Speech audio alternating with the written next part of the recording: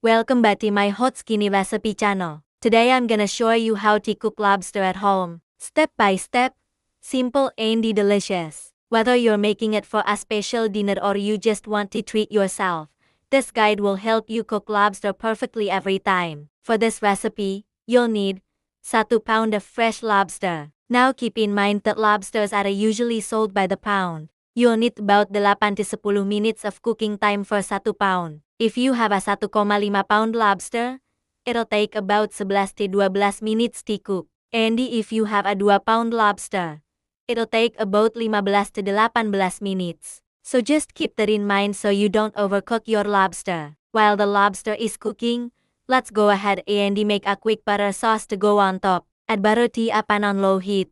Once all the butter has melted, add in minced garlic and cook until fragrant. Be careful not to burn the garlic or else your sauce will be bitter. Next, squeeze in some lemon juice and add in fresh parsley. This will be your dipping sauce. Once your lobster is cooked, you'll know it is ready because the shell will turn bright red and the meat will be firm and white. Once the lobster is done cooking, remove it from the pot and let it cool down for about a minute. Then crack the shell.